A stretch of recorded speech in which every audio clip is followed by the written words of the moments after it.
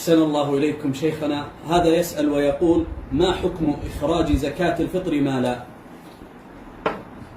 الحمد لله. وبعد، المتقرر في القواعد أن الأصل في صفة التعبد التوقيف على الأدلة. احفظوها مني قاعدة حتى ننطلق منها. الأصل في صفة التعبدات ما هي؟ التوقيف. فلا يجوز لنا أن نعمد إلى عبادة، انتبه يا أخ، فلا يجوز لنا أن نعمد إلى عبادة من العبادات فنلبسها لبوسا آخر ليس عليه دليل. انتبهوا. وزكاة الفطر عبادة من العبادات قد جعل الشارع لها صفة، وهي أنه أمرنا بإخراجها قوتا لا نقودا. قوتا لا نقودا. فمن أخرج زكاة الفطر نقودا فقد تعبد لله بصفة ليس عليها أمر الشارع. وقد قال النبي صلى الله عليه وسلم: من أحدث في أمرنا هذا ما ليس منه فهو رد. وفي رواية: من عمل عملا ليس عليه أمرنا فهو رد. انتبه لي، أنا أعرف أنه ثار في أذهانكم مشاكل لكن سأجيبها الآن. المهم انتبهوا إلى الأصل والتخريج. وقفنا عند ماذا؟ أن الشارع أمر بها قوتا لا نقودا. فإن قلت: أوليس النقود أنفع للفقراء؟ انتبه لي. فأقول: بلى. فتقول: إذن نخرجها نقودا. فأقول: انتبه، لأنك إن قلت ذلك فسوف تقع في حفرة عظيمة وإشكال عندنا عظيم، وهي أننا سنسألك: أوليس الفقراء كانوا موجودين في عهد رسول الله صلى الله عليه وسلم؟ الجواب: بلى. وأيهم أشد فقرا، فقراؤهم أم فقراؤنا؟ فقراؤهم. أوليست النقود كانت موجودة على عهده؟ بلى. فالفقراء موجودون والنقود موجودة، ومع ذلك أمر بها قوتا لا نقودا.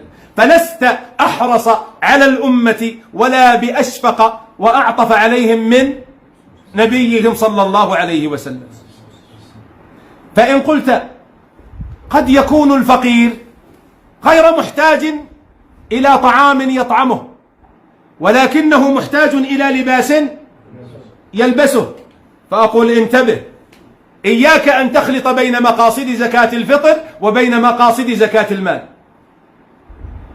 انتبهوا لي، أعيدها مرة أخرى: إياكم أن تخلطوا بين مقاصد زكاة الفطر ومقاصد زكاة المال. فإن إلباس الفقير لا شأن له بزكاة الفطر، وليس من مقاصد زكاة الفطر إلباسه. وسداد فواتيره ليست من مقاصد زكاة الفطر وإنما من زكاة المال. تسديد الديون عنه إنما هي مقصود من زكاة المال وليست مقصودة من زكاة الفطر. فإن قلت: وما مقصود زكاة الفطر إذن؟ فأقول: إشباع بطنه ذلك اليوم وإغناؤه عن السؤال.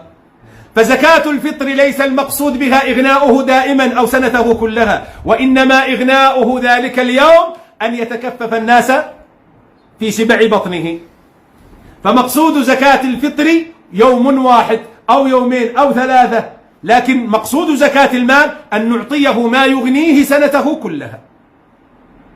فالذين يخلطون بين مقاصد زكاة الفطر ومقاصد زكاة المال هم الذين يقولون نخرجها نقودا لا قوتا. ولذلك فالقول الصواب عندي أن من أخرجها نقودا فإن ذمته لا تبرأ، لأنه تعبد لله بعبادة ليس عليها أمر رسول الله. والفقراء كانوا موجودين، فلو كان يجوز إخراجها نقودا لأخرجها ولو مرة واحدة لبيان الجواز مع قيام الحاجة. والمتقرر في القواعد أن تأخير البيان عن وقت الحاجة لا يجوز. والمتقرر في القواعد أن كل فعل توفر سببه على عهد النبي صلى الله عليه وسلم ولم يفعله فالمشروع تركه، لا نقول المشروع فعله. فإخراجها نقودا للفقراء من الأفعال التي توفر سببها، وهي وجود الفقراء والقدرة على المال، ومع ذلك لم يفعلها النبي صلى الله عليه وسلم، فنقول المشروع تركها. وهذا هو الحق عندي والذي لا ريب عندي فيه، والله أعلم.